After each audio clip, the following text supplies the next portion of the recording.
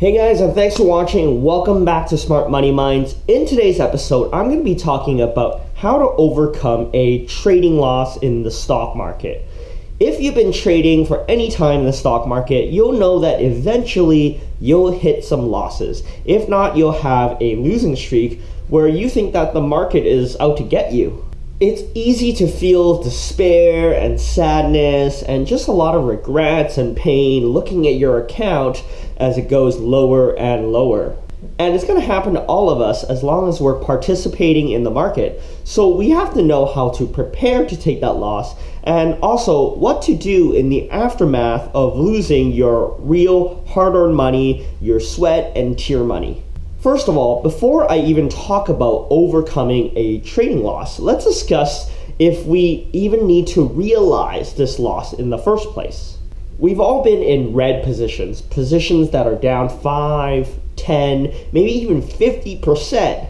But we have to ask ourselves if we should be realizing that loss. If you never sell, technically you haven't lost yet because the stock can always come back up. The issue is with not selling is the opportunity cost that you're going to be wasting on waiting for the stock to come back up, or if the stock will ever come back up to the price that you initially bought from. Let's say, for example, you have to wait 10 years just to break even.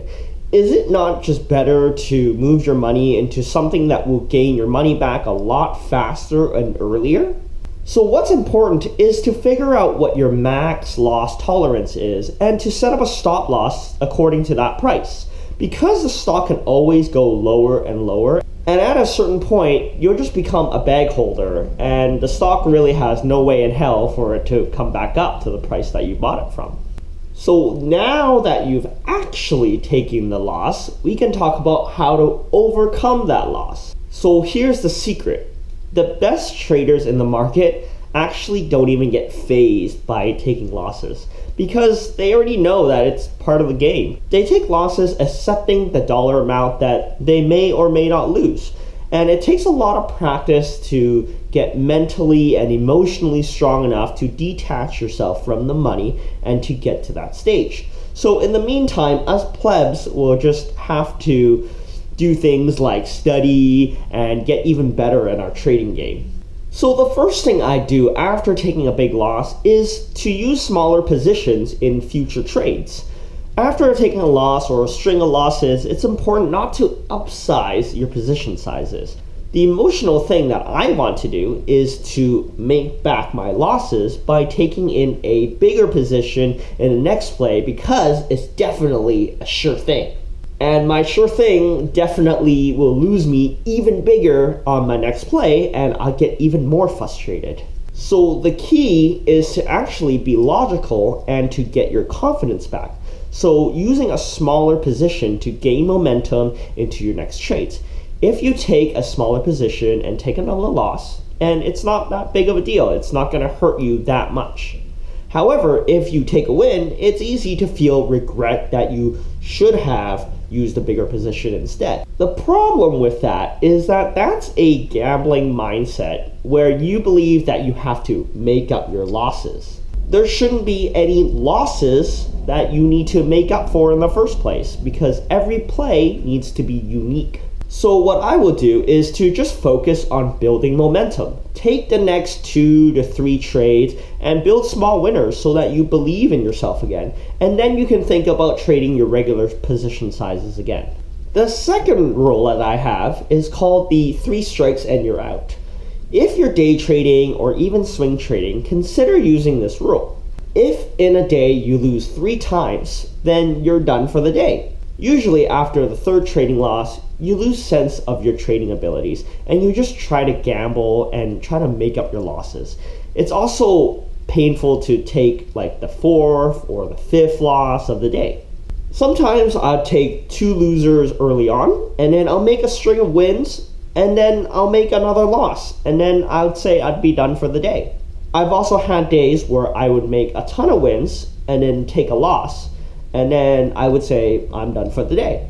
Other people may have problems such as holding for too long and having their trades turn from green to red due to greed. You think that you're on a winning streak, so then your next trade will be a winner as well, but turns out it could very well be a big loss.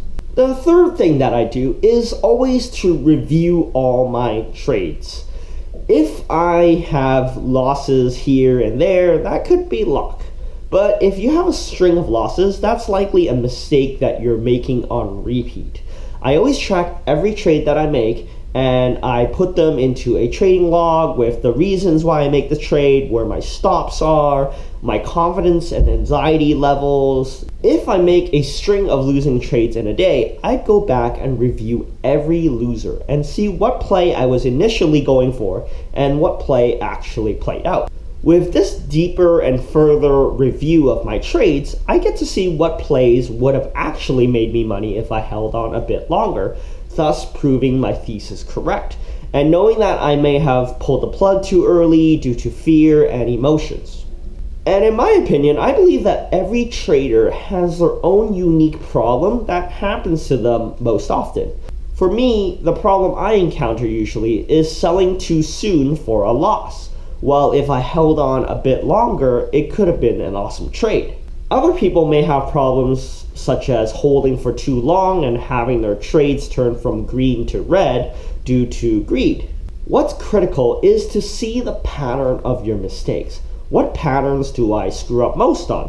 Where do I rush into plays? At what time during the day? Am I taking the most losses? The only way to improve is to analyze yourself and to pinpoint those mistake trends. So in the comments below, tell me what you do to overcome yourself when you make a series of bad trades. Do you eat a bucket of ice cream? Do you take the day off? What is it that you do? And if you enjoy my videos, make sure you hit that like button, subscribe to my channel,